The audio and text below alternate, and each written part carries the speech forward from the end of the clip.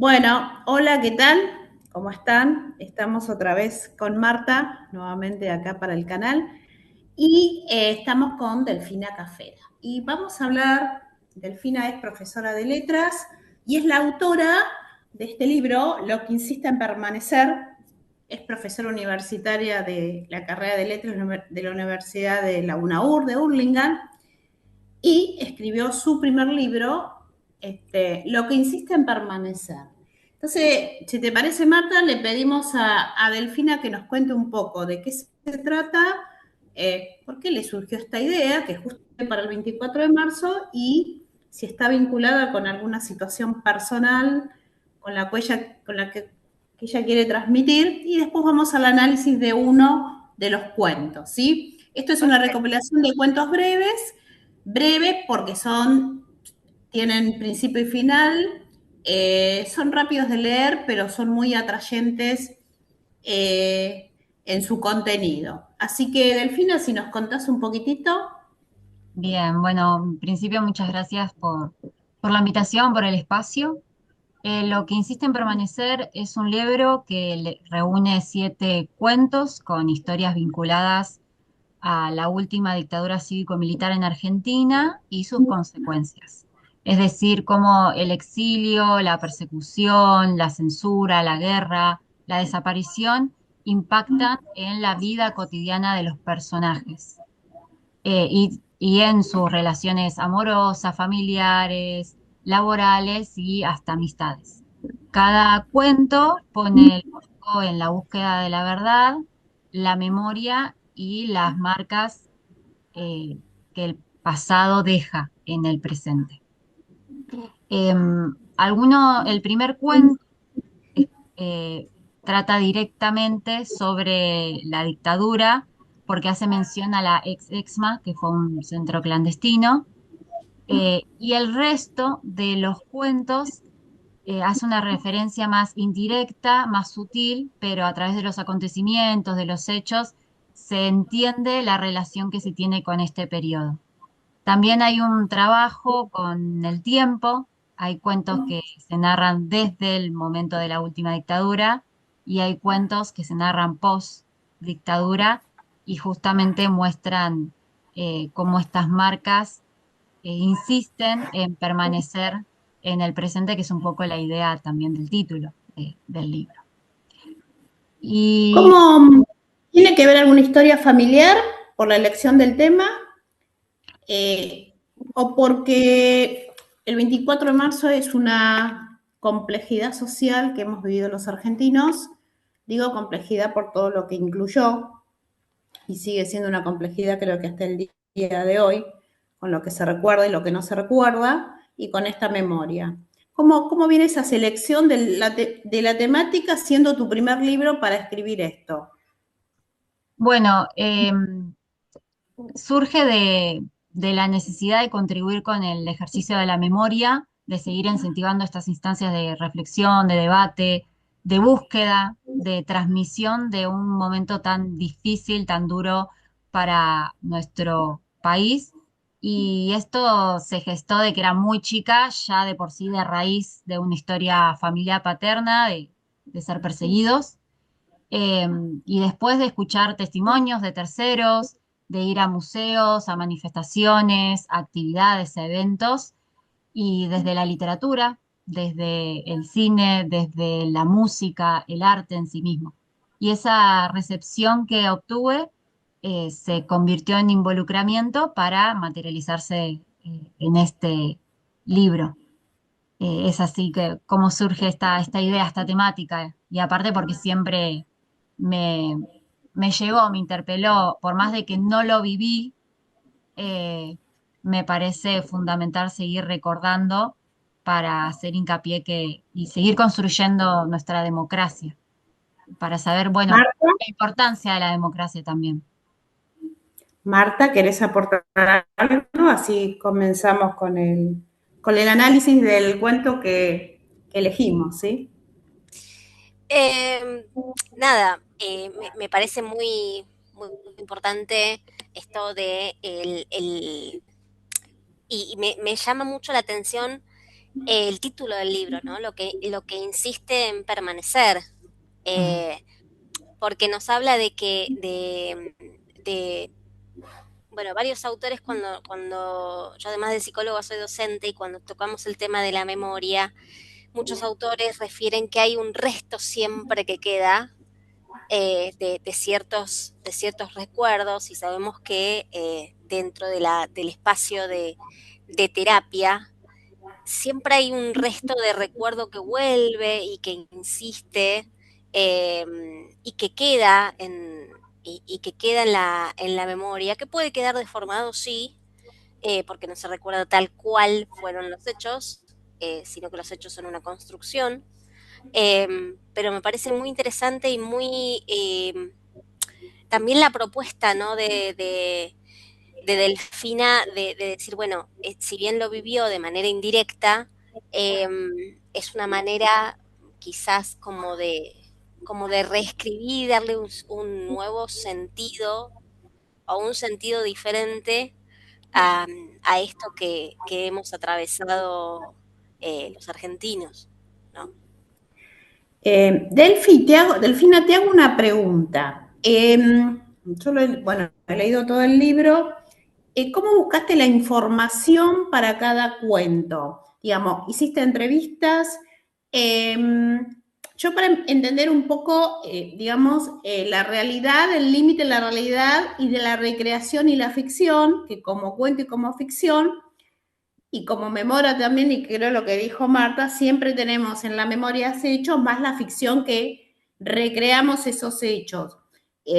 Fuiste buscando a cada uno de los personajes, fueron por fuentes indirectas, fueron directas primarias. Bueno, yo sé que el último capítulo fueron directas primarias porque forma parte de la vida de los personajes de tu familia. ¿Y el resto, Delphi? Eh, el resto fue por sí, espacios donde transité. El primero, eh, que es en el Casino de los Oficiales, es un lugar que yo fui, que hice una excursión y que me llamó, me impresionó mucho el hecho de que eh, esta dualidad de que abajo había todo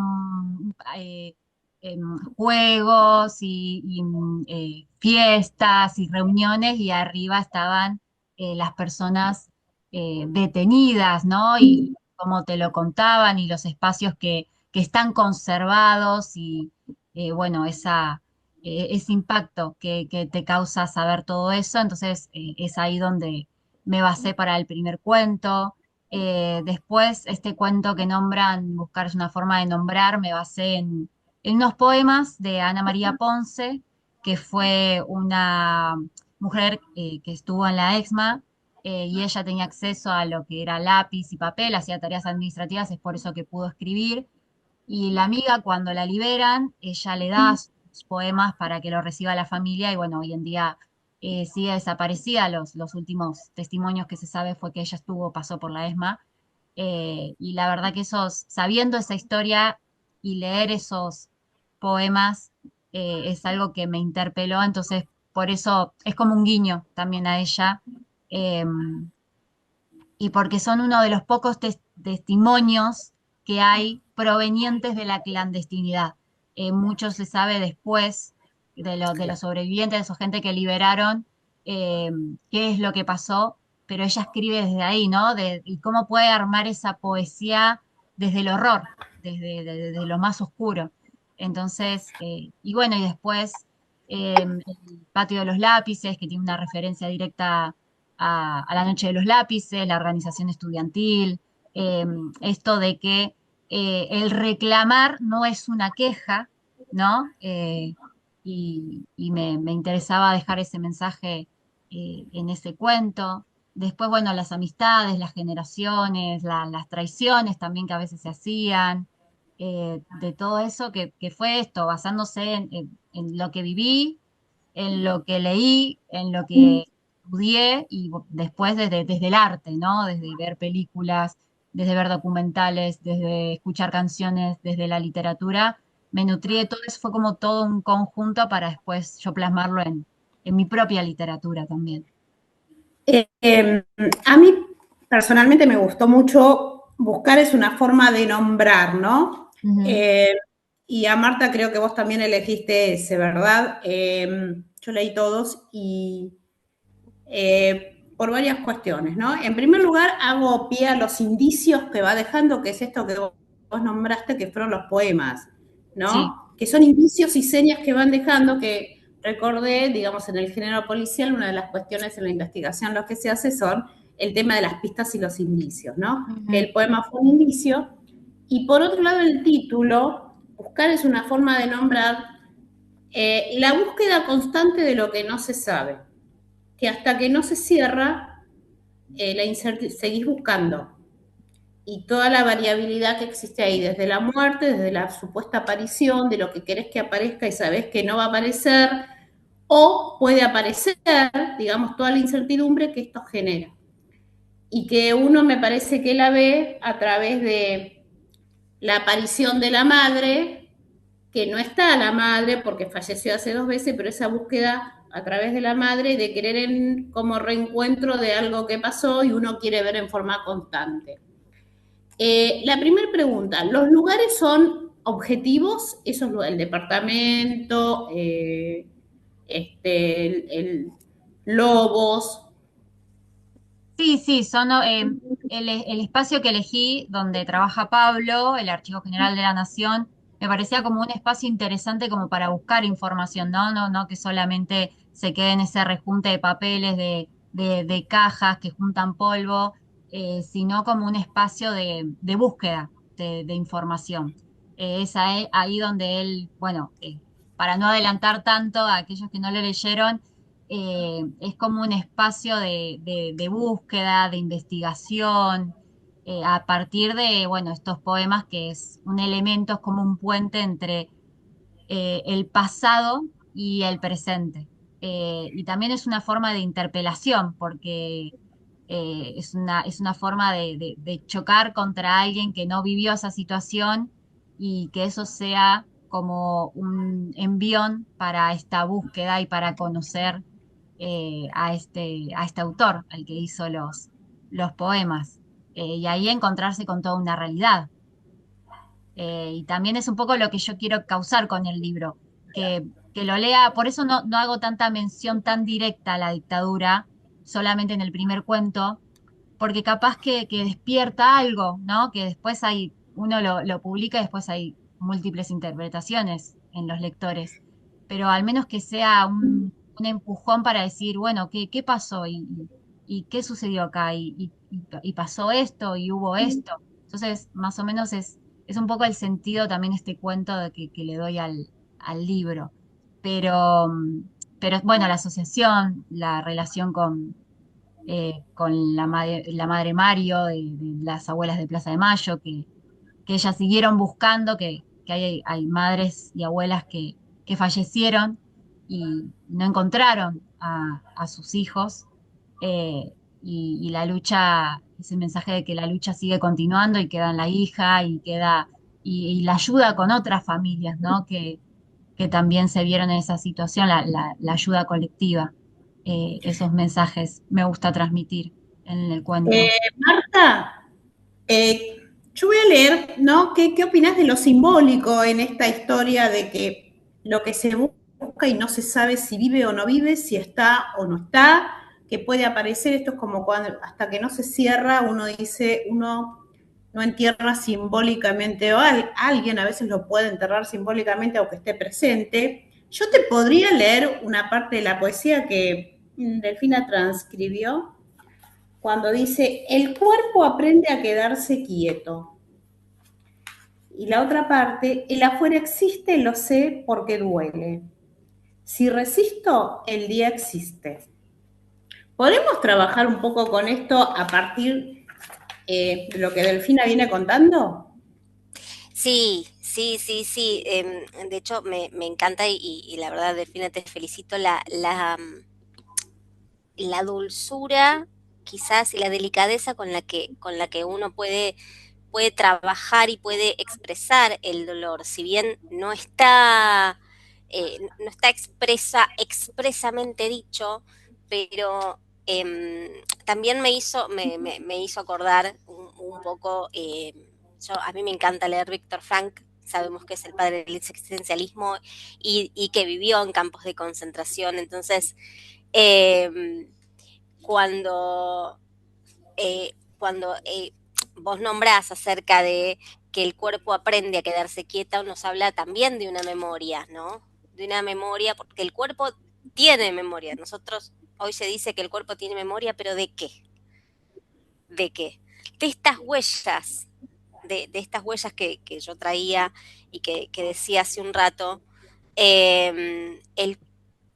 nosotros vivimos en una historia de aprendizaje, aprendimos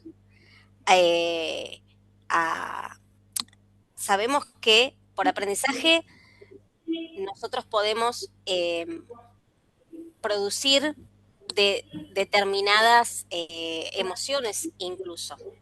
Y creo que muchos jugaban con esto, ¿no? De decir, si haces tal cosa, te pasa tal otra. También en lo simbólico de el cuerpo aprende a quedarse quieto en esto del silencio, del desaparecer. Pareciera que incluso en el personaje de Pablo, su cuerpo no se quedó quieto frente a lo que encontró. Literalmente, él empezó a reconstruir de alguna manera los pedacitos de esos poemas que fue encontrando y fue construyendo. Yo me lo imaginaba como tratando de construir un relato, de construir una historia y darle darle vida a ese cuerpo que quizás estaba quieto, ¿no? Por un lado eso. No sé, Sonia, vos si querés aportar algo. Sí, no, digamos, el cuerpo quieto también representa el cuerpo social del momento, ¿no? Digamos, cuando uno habla de cuerpo, habla de cuerpos sociales, esto lo toma mucho Foucault también, de los cuerpos sociales, un cuerpo social quieto, ¿no? Y que representa el cuerpo social de la sociedad y de la gente que quedó quieta y quieta para siempre en última instancia, ¿no? De los silenciados. A mí desde el área de letras, como dije al principio, uno de los géneros que siempre me gustó fueron los policiales por las pistas que van dejando y esa serie de pistas te va llevando después al final. Y digo, ¿cómo trasciende acá las pequeñas pistas de los papelitos o de la poesía, ¿no? Que Pablo luego lleva, digamos, esto que parece insignificante, cómo hace reconstruir toda una historia. Le posibilita a Pablo empezar a reconstruir, ¿no? De estas pequeñas pistas que uno a veces dice, los borradores parecieran que son insignificantes. Y acá los borradores o las pequeñas letras, cómo se construye, cómo se reconstruye una historia y se le da un nuevo significado, ¿no? Delfín. Incluso cuando Pablo le da a la hermana el abrazo. Le da el abrazo, pero cuando le da los pedacitos de papel. Hay un momento en donde le entrega los pedacitos de papel y está tan maravillosamente contado de que se puede percibir hasta la emoción. La emoción que se sintió cuando dice, bueno, sí, es su letra, esto lo escribió él. También permitirle a esa hermana reconstruir de alguna manera algo que en primera instancia no pudo reconstruir la mamá y devolverle a esa hermana una cierta construcción o una construcción distinta de cómo y un recordarlo distinto a Pablo, de quién era Pablo. No sé si se llegaron a conocer, si no se llegaron a conocer físicamente, pero me dio a entender eso, digo, con el respeto y con el amor. Es como que, esto, como guardarlo como un tesoro, y ahí quizás, tal vez, podrá haber sentido algo de alivio, se me hace se me hace la idea, ¿no? De haber reconstruido por lo menos los últimos días, porque si no pareciera que está como todo ahí muy flotando y cuando todo está flotando y no le podemos dar un cierre ni material ni simbólico, la angustia permanece. Delphi, Sí. ¿querés aportar algo más sobre el tema que decía Marta? Sí, eres un poco el motivo de la historia, ¿no? Esto de estar trabajando, estar en tu casa y que este objeto, que en este caso son los poemas, sirva como interpelación de un llamado, de un llamado de alguien que existió, que estuvo ahí, que tuvo una historia, y de ahí empezar la búsqueda, la curiosidad, esto de lo que decía Sonia, de las pistas, que son las fechas, de los meses, y eso dispara una investigación y ahí se da cuenta de que bueno, que ese tiempo que él estuvo desaparecido y las denuncias y que las familiares no lo encontraban, coincidía con estos poemas y al principio Pablo lo quiere dejar de lado, pero hay algo en él que dice, tengo que presentarlo, tengo que seguir investigando, tengo que acercar esto. Y bueno, y el encuentro con la madre de Mario hace que eso se concrete, sea como la última gota del vaso para que se anime, porque también es eso, ¿no? El involucrarse. Ese es el mensaje, ¿no? En un momento donde hay mucho no te metas, no esto, no lo otro, este mensaje de decir, bueno, me tengo que involucrar de alguna manera porque por algo me llegó. Y, y bueno, y va y habla con Julia, que es la hermana de Mario, y a secarle estos poemas y darle una nueva información y un dejo de esperanza y esa información que vos decías, Marta, que no obtuvieron durante este tiempo que estuvo en cautiverio y que no se supo qué le pasó, al menos tener estos poemas como un mensaje, como una información y como algo cercano a él, que es un poco lo que a mí me pasó con la historia de Ana María, ¿no? Y también los poemas, yo me basé un poco en el de ella porque hay momentos donde ella empieza a describir cómo está, ¿no? Con las manos, con las piernas, con la luz, con el ruido, con los sonidos. Entonces me pareció bueno traerlo a este cuento, a estos poemas, ¿no? Y también es como introducir un poco la narrativa con la poesía, con la lírica. eh, entonces por eso lo puse. A mí una de las cosas que me impactó de los relatos, me impactó no, realmente, primero que son relatos fáciles de leer, en el sentido, no por eso, no lo doy al término de facilidad, superficialidad, ni mucho menos, realmente llegan mucho a través de la sencillez del lenguaje.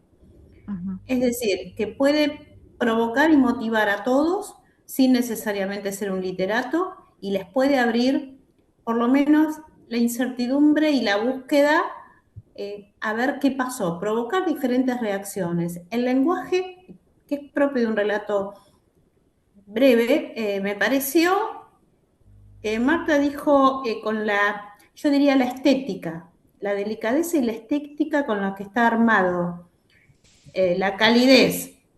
Por supuesto que el poema es de la autora, pero el resto del texto es tuyo. Es decir, coincide con la elección y lo que... Perdón, Soñá, los poemas no, yo los hice, pero No, me no, inspiré en ella, sí, está bien. No, no, sí, sí, sí, pero lo me que digo inspiré que... en la expresión, ¿no? Lo que transmitía, esto justamente del cuerpo, de las sensaciones, del resistir a pesar de todo lo que estaba viviendo, de que si llegar, de la esperanza, ¿no? También a pesar de todo, a pesar de lo que estaba viviendo, tener como la esperanza de resistir, porque el resistir me da como un margen de que el mañana existe, ¿no? Como, bueno, poder de alguna manera salir de donde estoy. De eso me inspiré. en los poemas. Sí, yo por eso vuelvo al tema del lenguaje, que me parece un lenguaje muy estético, muy estético con el significado que tiene que ver la estética, de la sencillez de la estética, pero de la grandiosidad de la sencillez en el lenguaje. No es demasiado descriptivo, no es demasiado para dramatizar por las propias metáforas o hipérboles o todas las figuras que uno les pueda poner, sino que realmente llega el relato sentido con lo que pasó. No hubo necesidad de un agrandamiento metafórico, es claro lo que estoy diciendo, sino que la estética del lenguaje permitió al otro por lo menos a quien lo lee, porque a cada uno le va a provocar diferentes emociones, sensaciones y movilizaciones internas. Esto quería señalarlo desde mi opinión, lo puede leer un chico, un grande, un psicólogo, un médico, y llega y le provoca diferentes emociones, ¿no? Yo quería hacer un poco, a mí me quedó muy marcada la presencia de la madre, esto que había fallecido hace 2 meses, pero que él la ve con el pañuelo blanco, Sí, ¿sí? Y que cuando se encuentra con la hermana, le confirma a la hermana que su mamá en realidad había fallecido 2 meses. Vaya a saber a quién vio, porque él la reconoció a partir de verla en la televisión, a quién vio este Pablo, ¿no? Esto es lo que a mí me queda y esto es lo que te quiero preguntar. ¿Cómo, cómo incluís esta presencia, no quiero decir fantasmal, porque existió en su momento esa madre, porque Pablo la vio en la televisión, para darle un poco de esa sensación de, bueno, la vio pero no vivía? ¿Sí? ¿Se entiende lo que quiero decir? sí. Sí, yo lo utilicé como esto que decía antes, como que es esa duda que Pablo tenía de meterse o no, de involucrarse o no. Creo que la presencia de la madre de Mario y aparte en la manera que lo describo de esa presencia que él la empuja y le dice, discúlpame, y ella le sonríe y le dice que no pasaba nada y él siente como que sentía como una calidez, ¿no? Como que ya la conocía y después se da cuenta que era la de la foto y quiere hablar con ella y ella desaparece. Lo metí como una motivación para que se decida, ¿no? Esto de involucrarse como si fuera una señal. Bueno, Marta sabe más, debe saber mucho más de la psicología además, pero a veces es como que entre la incertidumbre y demás, uno pide una señal, ¿no? O cree en las señales o cuando está perdido necesita algo para que lo orienten. Entonces me parece que la, el que la madre aparezca me pareció como un motivo para que él se decida. Y después, bueno, la sorpresa de que va a la asociación y la secretaria le dice que no, que ella no, que había fallecido hace un tiempo y él duda, ¿no? Y se queda sorprendido. Eh, pero bueno, eso también lo motivó a decidirse de ir allá. Y lo puse con esa razón. Marta, Sí, también yo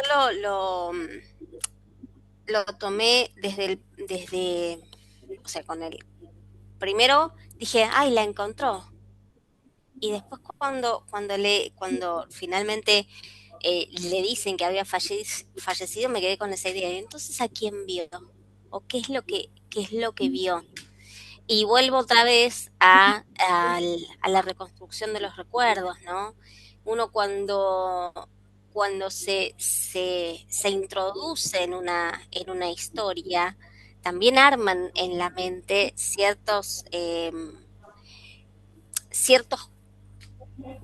una manera de decir, ciertos cuentos o ciertas imágenes. Entonces, quizás en la figura en la figura de Pablo, a mí me llevó a pensar en esa, eh, en un querer como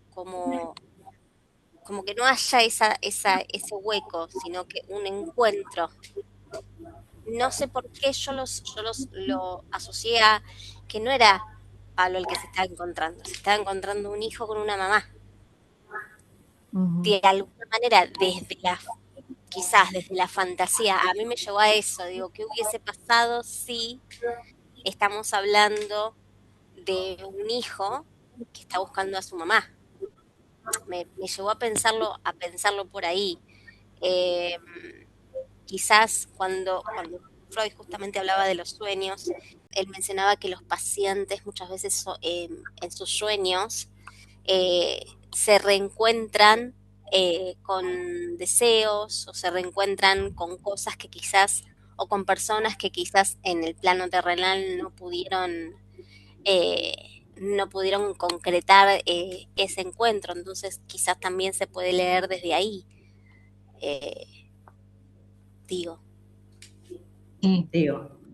Delphi, ¿qué opinas? Vos que sos la escritora. En Sí, realidad no sí. sé si sos la narradora, si sos la que narrás, en algún punto te incluís, porque en algunas partes hablas, no sé si en esto o en otros cuentos de nosotros, y por otra parte hablas en tercera persona, que eso significa mucho cuando se habla de un otro, pero es uno o en tercera. Acá realmente no me acuerdo muy bien porque en otros creo que te involucras como narradora. Sí, en este cuento sí, es un narrador omnisciente porque, bueno, cuenta lo que ve. Es como, nosotros decimos ve todo, ¿no? Es como un dios que ve todo porque narra lo que siente, lo que piensa, lo que hace el personaje, los personajes. Eh, sí, también, por eso digo que a mí me gusta mucho escuchar las devoluciones o las lecturas, las interpretaciones, porque eso como que alimenta la narración y me interesa saber también, bueno, cómo lo percibieron, qué sensaciones dio, qué disparador, ¿no? También ocasionó. Me gusta, me parece muy interesante esta lectura del encuentro de una madre con su hijo, ¿no? Que en este caso, bueno, es Pablo, que también, bueno, por un tema de ahí, de casi cercano a la edad, puede ser el mismo Mario, ¿no? Entonces, eh, está muy interesante, me gusta. Así que sí, sí, obviamente que se puede analizar desde ahí, de ese encuentro, de ese deseo que era como Yo con importante. respecto a lo que vos decís, yo creo que en todas las áreas se lo puede tomar, digamos, si yo me ubico como docente, es un disparador, no sé, digo, un docente de historia es un disparador para iniciar una investigación, Ujú. ¿no? Creo que tiene muchos elementos desde la psicología donde uno puede, a través de hecho, hay una teoría que la literatura y el análisis, el psicoanálisis van de la mano, ¿no? Digamos, el arte se construye, bueno, en un momento una fuerte literatura del psicoanálisis que van de la mano y que inclusive me acuerdo en algún momento que había obras literarias que el primer análisis no era literario, sino era psicoanalítico todo, ¿no? Entonces les costaba mucho desprenderse a los psicoanalistas de la literatura y el de literatura no entendía muy bien qué decía el psicoanalista, ¿no? Porque dice, una vez uno dijo, pero eso yo no es lo que quise poner, ¿no? Y una vez, un ejemplo, acá meto un ejemplo chiquitito, nos contaba una profesora de letras que en Colombia estaba el sobrino de García Márquez, ¿no? Y García Márquez siempre en sus relatos tocaba los gallos como parte del paisaje, ¿no? Tenía una significación cuando los gallos cantaban, bueno. Entonces no sabían que estaba el sobrino. Y por ahí de uno dice, no, saltó un alumno que dijo, porque el García Márquez hizo una interpretación de los gallos sin saber que estaba el sobrino. Entonces el sobrino dijo, no, pero mi tío no quiso decir eso. El gallo del que habla era realmente el gallo que estaba en la casa de él, que cantaba a la mañana, no sé por qué razón. Entonces digo, como hubo una fuerte tendencia a relacionar la literatura con el psicoanálisis, muchas veces la literatura decían una cosa, se interpretaba de otra manera y por eso esa vinculación. Ahora creo que no es tan ni uno y tan del otro y que ambas en los relatos y en la palabra, en las narraciones, eh, creo que van de la mano, aunque no tengamos demasiado claro el análisis tan separado de uno y del otro, ¿no? Esto quería aportar a partir de que por qué se interpretan a veces los textos, por varias áreas. Yo decía, ¿no? Por ahí un profe de historia lo puede tomar para hacer un trabajo de investigación, es un disparador de diversas áreas, ¿no? Y no sé vos qué opinás, Marta. Y después a vos, Delphi, te quería hacer una pregunta. ¿Cómo te llega a vos desde lo personal y familiar las vivencias acerca, bueno, de la historia familiar tuya paterna, ya que sos la nieta más chica, pero si te llega muy en detalle o muy en lo general, si con distancia, con acercamiento, porque, bueno, me queda esa pregunta. Sí, siempre fue algo natural. Era como hablarlo y escuchar y preguntar y nunca fue desde un lugar de no, esto no se habla o, em, sino que fue como algo que surgió, que se habló, que después, bueno, em, lo transitamos porque hemos ido a diferentes manifestaciones, hemos ido a diferentes actividades. Después, obviamente, desde la información un poco más académica, el colegio, la primaria, el secundario, pero desde lo familiar siempre fue algo que se puso sobre la mesa, que se contó, que se expresó, y también, bueno, esto de que nosotras nos podamos involucrar de alguna manera, porque es difícil sentir algo que no lo viviste, por más de que uno lo quiera generar esa empatía, es difícil. Pero yo siempre le digo que siempre se habló con naturalidad, como que por eso mi involucramiento y siempre ese llamado de atención que yo tenía con respecto a este tema, porque no me podía imaginar todo lo que se vivió, porque, bueno, yo por un tema de edad siempre vivía en democracia, ¿no? Eh, por más de, bueno, temas de inseguridad y demás que se vive actualmente, que el Estado sea el enemigo de la población, que es el que tiene que garantizar tus derechos y tus obligaciones, nada, me parece como algo bastante, bueno, bastante no, durísimo y que por eso mismo hay que saberlo, ¿no? Y hay que hablarlo y que me parece que no hay que tener miedo a hablarlo, porque ese es el primer paso para exteriorizar, ¿no? Poner en palabras aquello que te genera, que te pasó. Y sí, desde ese lugar. Y eso Bien. también, y esa naturalidad hizo que yo también me interesara, porque a veces por ahí, a veces te cuentan cosas y lo pasás por alto, ¿no? Pero algo a mí siempre me interpeló eso, de esa parte de la historia. Bueno, me parece que vamos cerrando y me parece que estaría bueno que cada uno dé una opinión de este encuentro, ¿sí? Del libro y del encuentro, de esta charla, porque en realidad no tiene nada que ver ni con una exposición, sino una charla y un encuentro que creo que fue muy rica en el intercambio. Pero me gustaría, bueno, que por ahí Marta se opine, Delphi, y después cierro yo. Bueno, un análisis distinto. Vos decías, Sonia, en dónde se encuentran el psicoanálisis y la literatura, y tanto Freud, Lacan, Melanie Klein siempre traen aspectos y autores de la literatura, y yo creo que no, tampoco hay que hay que ponerse como dónde empieza uno, dónde empieza el otro, sino que aprender a leer. Hay un autor que habla acerca de psicoanalizar los textos, de aprender a interpretar, que creo que es lo que estuvo pasando en este encuentro, ¿no? Intentar desde distintas miradas interpretar lo que el autor quiso decir y interpelarse, ¿no? Porque yo soy nacida en democracia y cuando Sonia me propuso hablar de esto, eh, fue re interesante porque también yo pude hacerle preguntas desde lo vivencial y me moriría de ganas de seguir hablando desde lo vivencial por esta necesidad de reconstruir y de entender, ¿no? Pero me parece súper rico el poder estar hablando de esto y poder darle de alguna manera una mirada no solamente literaria, sino una mirada más psicológica a estos cuentos. Así que muy enriquecedora la experiencia. Delphi.